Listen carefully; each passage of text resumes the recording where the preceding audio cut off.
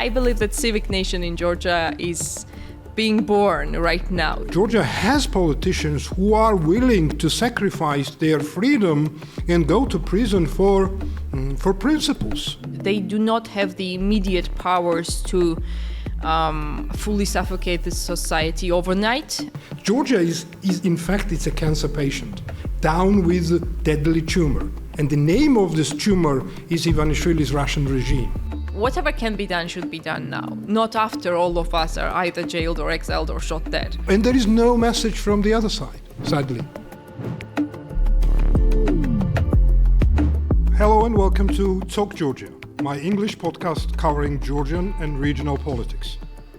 Talk Georgia is brought to you by Droeba Media Group, trusted source of high-quality news and analytical media products, and GSAC, a think tank providing comprehensive political analysis of Georgia and wider Black Sea region, also academic and practical training for postgraduate students and mid-career professionals. To dive into the developments that shape politics in and around this country, today we are joined by Marika Mikiashvili, who is Foreign Secretary for Droa Party. So she's also lecturer at Aalto University. Before that, she was managing projects for Rondelli Foundation. If I'm not mistaken, now she's pursuing her PhD studies. But before that, she graduated from Tbilisi State University with a degree in political science. And she did her security studies at University of St. Andrew. And she got MLit from St. Andrew University. Marika, welcome to the show. Feel free to add anything to your biography if I missed something. Once you are done with that, we'll get down to business. Thank you very much, and thank you for inviting me. I'm really happy to be here. I think you covered it quite well, and even too much, maybe, to my credit. Thank you very much. To start with, I think that we are in an unprecedented trouble, I would say. I've been closely watching Georgian politics since the very conception of the Georgian state, and I would say that I don't remember at any time that overwhelming majority of the political leaders were in prison. I mean, Georgia has never been a perfect democracy, but sadly, we have to face the fact that, and however imperfect Georgia was as a free state, this free state is dying now. And again, it's not just about politicians, and yes, we need to start from the politicians. Three leaders of your opposition coalition, three key leaders are in prison. Mikhail Saakashvili is in prison. Giorgi Rukhadze is in prison. Lelo leaders, Khazaradze and Japaridze, are in prison. But it's not the end of it. So I think the line that the Ivanishvili regime is pursuing, it doesn't have end here. So I think it will continue. And what I'm saying that, but it's not just politicians. It's about 60 or over 60 political prisoners that we have. Doctors are in prison, scientists are in prison, teachers are in prison, poets are in prison, actors are in prison. And if somebody is a plumber, that you are not in prison, so you are not immune to that, because if you ever start to say out loud your resistance to the existing regime, you might end up in prison no matter who you are. So you as a member of the political party, how would you assess the situation? Are we living in a authoritarian state, a dictatorship, is a totalitarian state, or something that is in between those three? And what's your take on this? I believe that we are in a very rapidly consolidating dictatorship, and it also has some totalitarian elements. Like, for example, the how they conduct elections. They have totalitarian knowledge on everyone in the country. They know everyone's capabilities or vulnerabilities, how they influence people. It's like, I will release your father from jail. I will give you money for your mother's cancer treatment.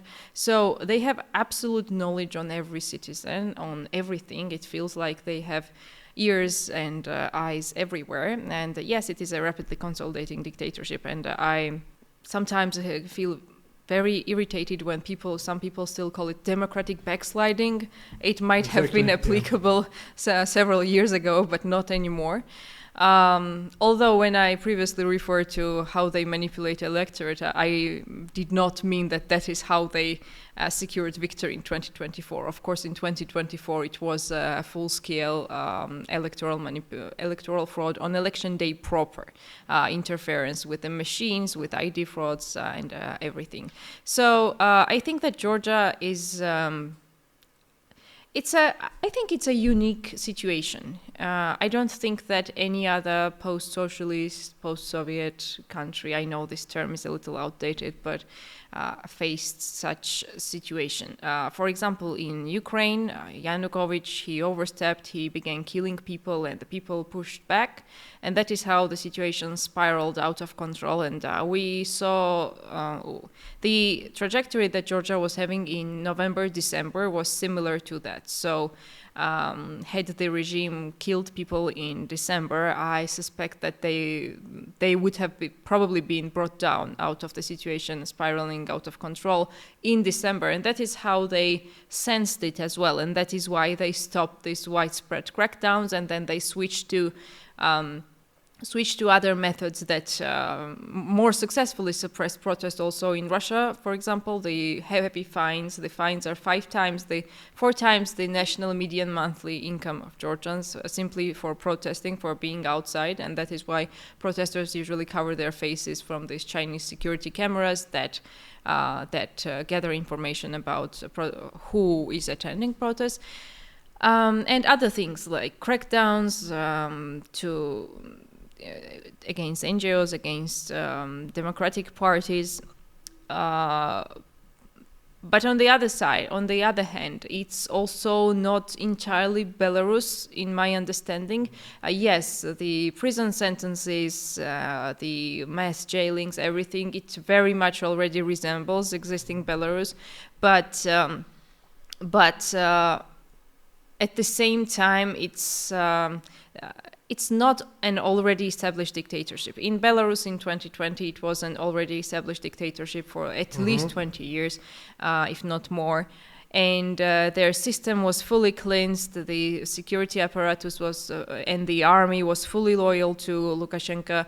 They also had this different cultural, historical context that potential import of Russian security forces was not seen as impermissible by Belarusian security forces. Now, for example, in Georgia, yes, of course, the security forces do Russia's job, but actually importing real Russians and putting them next to Georgians for crackdowns, this might backfire big time for the Georgian dream. So I don't think that there can be a big infiltration of Russian security forces without defections from Georgians inside the security system, because all too often, unfortunately, some people do not realize that they are serving Russia. And the economic pillars of enablers, that is actually very important, and that is why sanctions have a much higher chance at working in Georgia than in Belarus. The pillars of enablers of the Georgian Dream regime, the businesses, I don't know, all of those networks who helped Georgian Dream maintain power, they did not really sign up for a dictatorship. They wanted to be away from European integration, because the actual integration implies undergoing reforms that will eventually make them lose power. But they wanted to reap all the benefits of closeness with the European Union and the United States, so all the social status, all the European trips, university access, having children in the United States as citizens. So in Georgia, it is unlike Russia, by the way, where Western sanctions is a badge of honor, in Georgia it's actually shameful, and you become a social outcast if you're sanctioned by Western countries. So rapid, timely targeted sanctions have a high chance at working, because it upsets and unsettles all these regime clans and pillars of enablers. And that is also why it's different from Belarus, for example. And again, so in Belarus, the crackdown was quite rapid, and there was almost no political vertical on the democratic side. I've personally met with President Svetlana Tikhanovskaya, and I have a very big respect for her. But it wasn't possible to be on the ground to have some sort of semi-centralized network of resistance. In Georgia, yes, now almost all democratic leaders are in jail, but I think there's still some fabric of politicians, CSO sector, to form a united front of resistance, something semi-centralized, and that is another reason how it differs from Belarus, for example. So we're somewhere in a hybrid situation where the regime learned the lessons and mistakes of Yanukovych, and they don't go fully overboard. But on the other hand, also they do not have the immediate powers to fully suffocate the society overnight, because in Belarus it had already been suffocated to some degree, to large degree. So we are in a mixed state. So, and I think eventually it will be neither Ukrainian scenario nor Belarusian scenario, but some uniquely Georgian way, let's say, which I very much hope that will be victorious. And if I may, I'll just add that in Georgia, unlike Russia and Belarus, this resistance also has a very deep national identity dimension, which was not the case there, maybe very limitedly in Belarus. And Belarus is just now rediscovering this national identity, which Russia had quite successfully suppressed for a long time. But in Georgia, I don't think that people would have endured so much if it were just about democracy, just about anti-corruption. It's in Georgia, this democracy and European integration and anti-Kremlin sentiment are so intertwined. And this really gives us a lot of irrational fuel to carry on, I believe. Okay, so interesting points, and what it brings me to the big question, which is that what should be the response from Georgian society? What should be response from the political parties, for example, that are now that have their leaders behind bars, and surely there should be response from that. But again, as I mentioned, it's not just political parties. What Ivanishvili's regime is trying to do, it's just a crackdown on every single area or every single island of freedom that is still that still exists in this country. So yeah, they are trying to crack down on CSOs and suffocate them by the use of Russian law 1, Russian law 2, FARA, whatever. They are cracking down on the protesters by exorbitant fines, for example. They try to crack down on media by, curbing free speech, suffocating them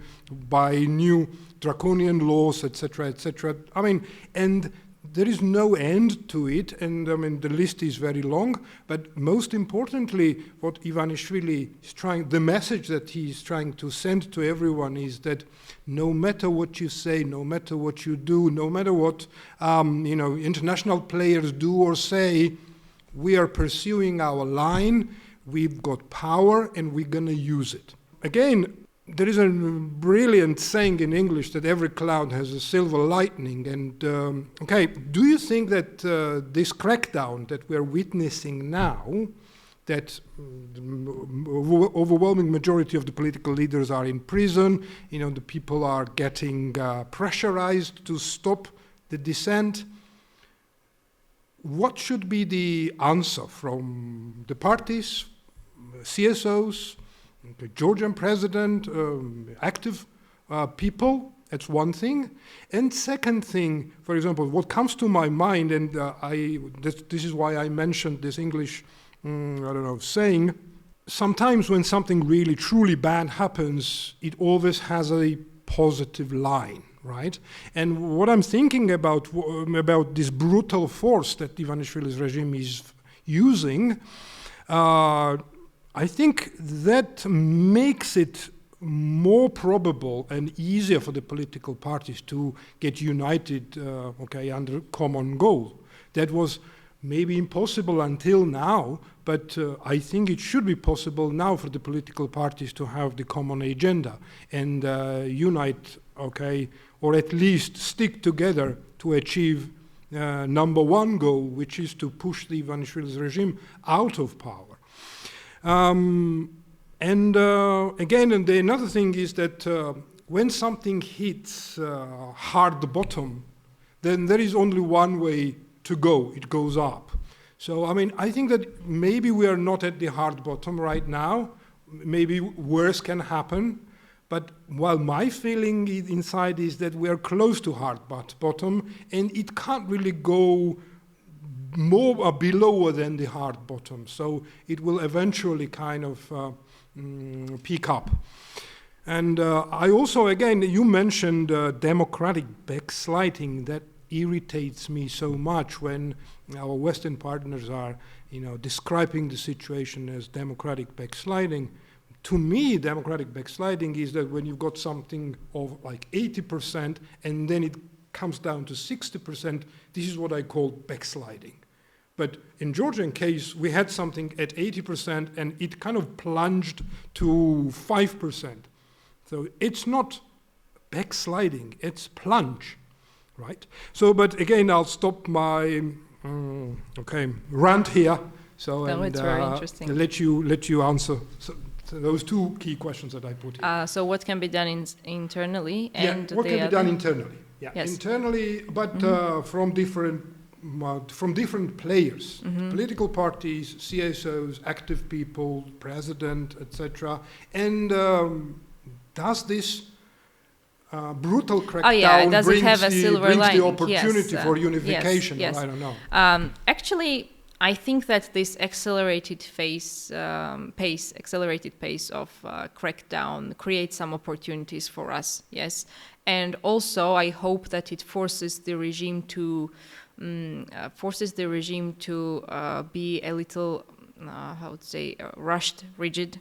And by that, they probably, hopefully, upset lots of pillars of enablers. And I deeply believe that the Georgian dream would rather very comfortably establish a dictatorship step by step over the next years, maybe even 10 years. The slow boiling of the frog. Sorry interrupting you. This is what they've been doing. Exactly. That's what I've been. That's what I want to say. That they've been slowly boiling this. Hurry up, yes, it was a slow boiling of the frog for 12 years, and that was beneficial for them because for the longest time, people. I don't know whether they didn't want to look into the eyes of the reality or what it was, but yes, when it's rushed, it always creates some problems for the regime and opportunities for regime opponents. We already see some internal struggles, high-profile resignations, or we have information about some Georgian Dream supporter businesses wanting to defect and things like that. So when everything explodes for them at the same time, internally, externally, of course, it is very difficult to navigate, and it does create opportunities for us for unity. Well, my party, Droa, my coalition, we have always been for unity, even before it was cool. Universally accepted because, in Georgia there were different opinions on whether it's better to have one large alliance or several different alliances. And I deeply believe that the only way to respond is through complete non-cooperation and non-engagement with the regime, whether it is refusing to attend the so-called parliamentary commission that investigates all dissent and the Stalin-era commission to rewrite history in Russian prism. That is what I believe. It also includes the local elections. I believe it's stupid at best to assume that we can still rely on some elections or some games. So all resources should be put in demolishing the regime in a non-violent manner. No to any cooperation, no to any engagement. These local elections aren't just because it's called elections and the day is scheduled doesn't make it an elections, because the environment is absolutely disastrous. All political leaders are in jail, and I cannot understand how some people still carry on talking about this. Even the Congress on Local Authorities of the Council of Europe, even back in February, they said that the local elections should be postponed because the conditions aren't really favorable for normal elections.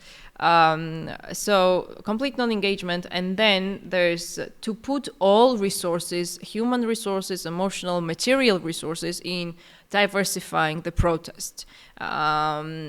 And if people by their own conviction carry on protesting for 210 days and more, then imagine what kind of success the semi-centralized, semi-top-down protest might get, right?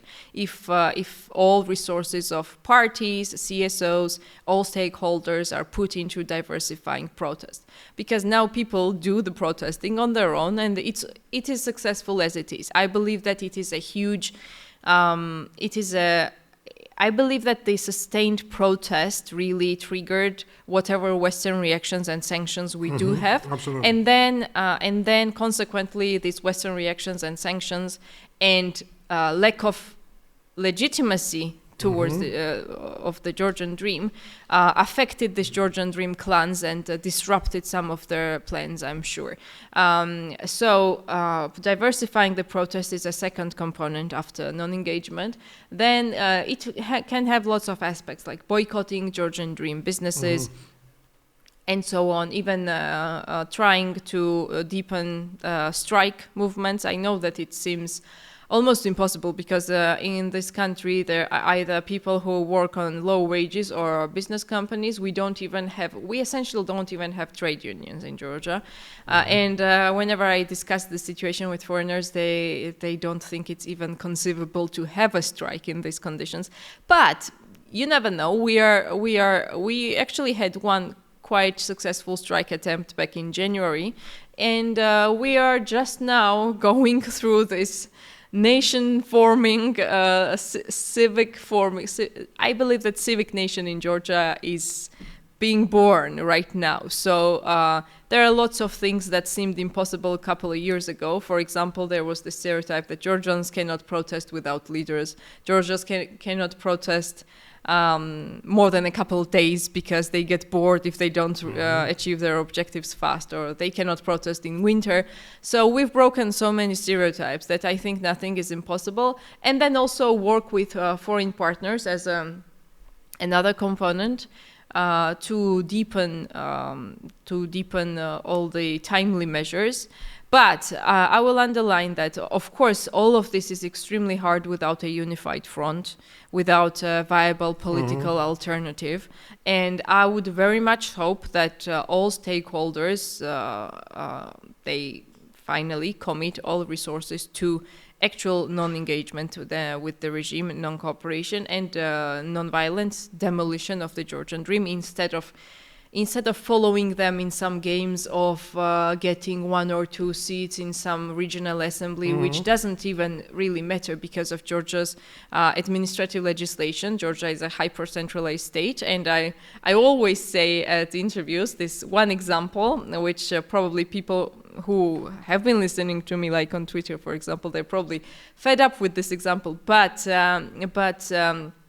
the regions, they cannot even change a light bulb without Tbilisi's approval. Absolutely. So Yeah, and all these steps are extremely necessary. I believe that there is potential, there is still some organizational social fabric left, CSOs, parties, and the president, of course. And if we now get together and put all resources in resistance and not negotiations with the Georgian dream over some petty steps, then we have a very high chance at victory.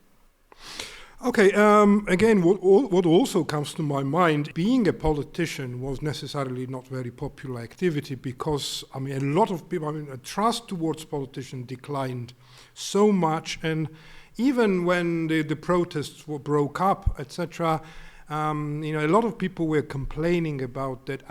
Politicians, they, we are suffering here, so we are jailed. The activists are jailed. They are, okay in their houses. They live comfortably, so and so on. But what happened now? I think this perception will change, and it is very important. And some respect and trust towards politicians will come back, and a lot of people will realize that, well, whether you like them or not, they are never ideal, but they are needed. The politicians, as bad as they are, okay? And what I want, again, it appears that Georgia has politicians who are willing to sacrifice their freedom and go to prison for principles, for Georgia's European future, for their children, for our children. I think this is an important message to everybody to realize that the politicians are as good or as bad as we are, okay, as a society. And I think that also gives an opportunity in the political parties for backbenchers to become more active. Because when front bench is in prison, the second benchers and backbenchers should take the flag. And I believe that the younger people are more creative and even braver than the front benchers in Georgian politics right at the moment. So I believe that this change that Ivanishvili's repression willingly or unwillingly brought to the political arena could benefit, resistance, political parties, and protest more than the other way around. Another aspect of, or another player here is what our international partners could or should do to stop this. Because I think that it's clear and everybody understands that statements are pretty strong. Even yesterday when three political leaders or yesterday or the day before yesterday, three political leaders were sent to prison for 8 months and 6 months, there were a bunch of statements that were very strong. But I think that we will realize, and our Western partners also should be realizing, that the words are not enough. Words are not enough, actions are needed. And actions are needed as soon as possible. For example, I often compare the present situation in Georgia to a cancer patient, sadly. Georgia is in fact, it's a cancer patient, down with a deadly tumor. And the name of this tumor is Ivanishvili's Russian regime, okay? The only way out is the urgent surgery. The quick operation to cut out the tumor. If it doesn't happen, if we don't act quickly, the tumor will, this kind of tumor cells will disseminate, and it will be then too late. And sadly, what I hear inside and outside of the country is that, okay, it may not be tumor, maybe it's something else. Let's wait and see how it develops. Or some saying that, well, yeah, it's a cancer, but, well, it might be benign, so we don't really know yet. Let's take a look and, how it kind of progresses. Or even, I've heard some of the others saying that, oh, yeah, sadly, that's a deadly tumor. But is it worth it? Because the patient is going to suffer, profoundly. So, is it worth it? And I think that we need to realize inside and outside of the country, and particularly this message to our international partners, that, okay, they need to act. They need to help us to operate. And of course, it's going to be a very painful operation. I mean, people are going to suffer, and people are suffering now. And the post-op rehabilitation process is going to be also very painful, obviously. But I'll tell you what, if we don't act now, it will be a lot more painful, okay? And the very slow death to Georgian Free State that we are witnessing now will accelerate. So I think actions are needed, and I think it's time to call a spade first, inside and outside of the country, and then get down to action. So what do you think, Marika? So I expect that this summer, especially when Western institutions are on holidays, there will be a sweeping crackdown on democratic forces, CSOs, and everyone. The second layer of politicians, because almost all chairpersons are now already in jail. And this accelerated pace of the Georgian dream is, I think it's from insecurity, because it's not easy to manage dissent internally. I mean, within their own clans, within their own parties, and the civil society and everyone, and external pressure with non-recognition of the regime sanctions. So they want to finish with dissent by forcing us to admit defeat first, before they are defeated, because I believe that this is a battle of endurance and stamina. I believe that if we do not announce capitulation, defeat, then they will be the ones who will have to break first. And yes, they are hoping that with the sweeping crackdown, they will silence us. And if we withstand these next weeks, next couple of months, I think we have even higher chances of success then. And it will be a big blow to them, because up till now, nothing really worked for them. I understand that, yes, the results are not as immediate as we want it to be, but from their perspective, the torture didn't help, the financial terror didn't help, the jailing of leaders also don't help. The protest is ongoing, and it's causing reactions abroad or at home, and among their pillars and so on. And that is very important. Yes, you mentioned that maybe the second generation of politicians will now step up. Hopefully that will happen. But it is a long process. I mean, I am very sure in victory, but in the meantime, I really pity the people who have to go through all the cycles of ups and downs and happiness and disappointment, and it's very unfair on Georgian population, I would say. And I will also add that unfortunately some politicians like to put all responsibility on people. That people don't come out, people come out, don't come out, and this is very much tied to the local elections also for me, because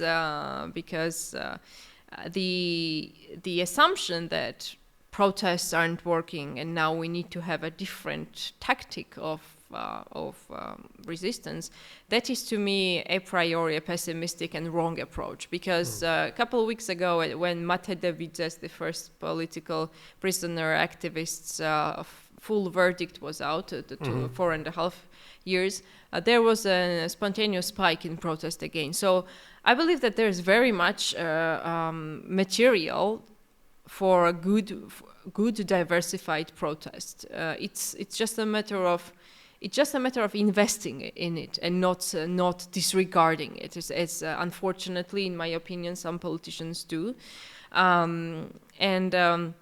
Yes, I hope that other politicians step up. But again, it's a long process, and it's a process of nation being born again and civic nation being born in Georgia. It's of course very, very painful. I would just like to mention that the 6 to 8 months prison times, it won't be just 6 to 8 months. I personally think that they will all be given much longer sentences on new new cases. For example, Nika Gwaramia and Mamuka Khazaradze are already summoned again by this so-called parliamentary commission, and I think those are state sabotage clauses, which imply around 7 years imprisonment. So yeah, it's not just 6-8 months. I would also like to underline, though, that what you said, that people thought that politicians are living well and it's all just people who get beaten up. Yeah, some of them might be living No, you're right. You're very right that they didn't really have trust in politicians. And I think that now they see how much politicians are also going through, and there is some trust building process between people and politicians, and that is precisely why it is so important that we stay consistent in non-cooperation, because people are so tired of making deals and shady stuff and cooperating with GD. And this concerns internal and external. They're so tired of seeing our Western partners shaking heads with the Georgian dream. They want complete non-engagement also from the West, that it is important to stay consistent. And again, in the context of these local elections too, there is a very high risk of us being perceived as collaborators if we do take part in the local elections. And it is quite noteworthy that so many people in high leadership positions, they choose to stay and go to prison if that's what it takes, rather than to flee the country. And I suppose that the Georgian dream's best bet would be to force people into exile. And that was actually one of my top worries. That can be the case with Gakharia, for example, now, because he's away now. And, well, do you think that he'll come there back? are some talks now that Gakharia defected. The first exiled leader. Not defected, but there are some talks now that Gakharia fled and went into exile. However, these rumors are not yet confirmed. I don't want to jump the gun on the matter. But even in that case, I think the Gacharia's personality and the type of leader that he's very much associated with more of a cabinet approach than resistance approach, and he never pretended to be a resistance leader either. And well, for some part of the population, he was never really accepted as an opposition leader also to begin with, because there were always some questions regarding his Georgian dream ties or something. What I mean to say is that the effect on population of Gacharia's possible exile, if that happens at all, will probably be minimal. It would be much more telling if leaders who are more familiar with the streets suddenly began fleeing the country, and I suppose that yes, they probably can't really jail everyone, and that's what I mean. Like, now it will be a sweeping crackdown in hopes that we will break first. And if we withstand, then likely they will be the ones who will start cracking. And honestly, today I do not see much difference between parties, CSOs, and the president. We are all the same.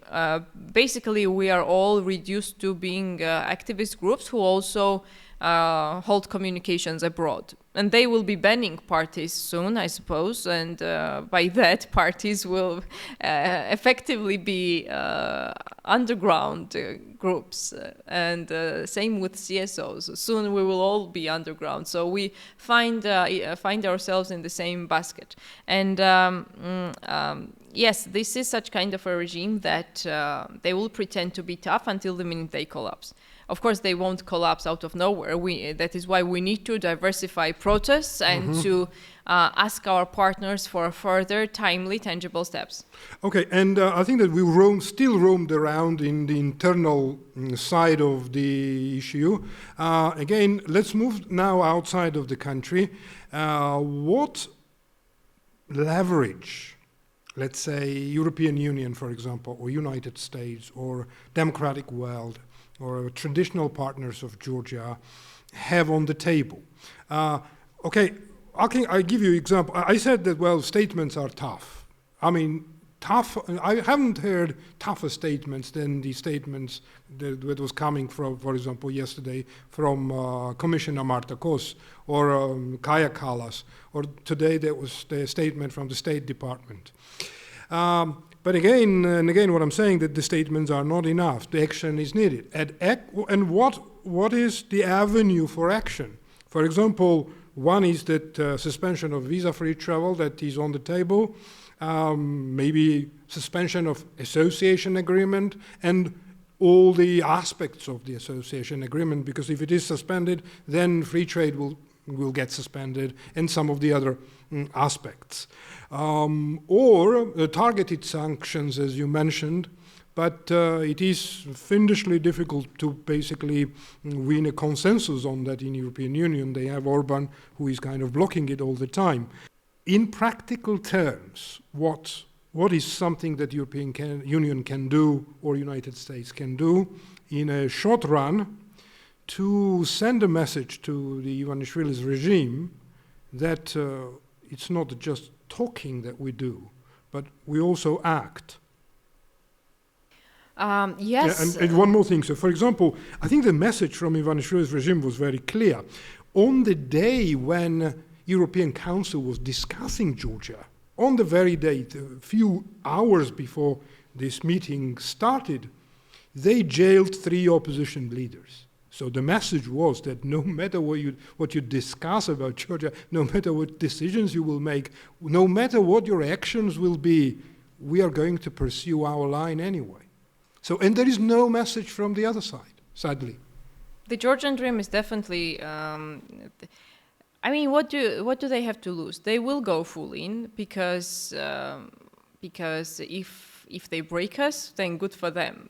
And if they don't, then they're losing everything anyway. So they might as well try their best. So in that regard, yes, they will try to be the toughest. However, we shouldn't assume that they do not need Western legitimacy at all. And that is just part of them pretending to be tough, because all dictatorships in the world need engagement and need to be respected, and so on. And by their propaganda, we see how hungry they are for any semblance of legitimacy. They managed to shake hands with, for example, Macron over a 2-second meeting. I don't think that Kopakhidze and Macron even spoke. And their propaganda is for 2 weeks capitalizing on, see, we are so embraced, see, and they keep encouraging their pillars of enablers that soon everything will be over, the protest will be finished, and then they will again be embraced by everyone, because there are other dictatorships who are being embraced. So why not Georgia? That is the promise that Ivanishvili gives their enablers and some part of the population that supports them. So that is precisely why non-engagement is so important. They shouldn't have the propaganda material that there will ever be business as usual with the Georgian dream. Targeted sanctions, as I said, I hear that Europeans are careful not to invest in something that might not work. That's what I hear. But whatever can be done should be done now, not after all of us are either jailed or exiled or shot dead. If sanctions have a chance of working anywhere, that is in Georgia, because of what we discussed before, because the pillars of enablers, they didn't really sign up for a dictatorship. They're very, very much worried for their children in Europe, for their social status. Even MEP Nacho Sanchez Amor said that the one thing that GD reacts about is sanctions. There's also calls for new parliamentary elections, helping CSOs and independent media as much as possible. I know it's almost impossible now through this current legislation, but I'm sure that where there is a will, there is a way.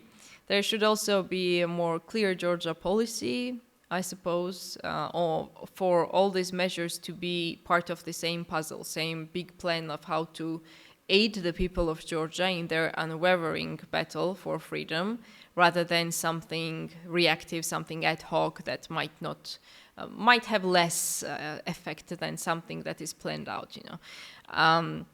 All these are very important from our partners. I think that is what needs to be done. I hope I'm not missing out on any point, but the big picture is there, yes. Okay, thank you, Marika, for being on the show. Thanks for watching us. Thanks for listening to us. Please like us, subscribe to us, and I'll see you next week.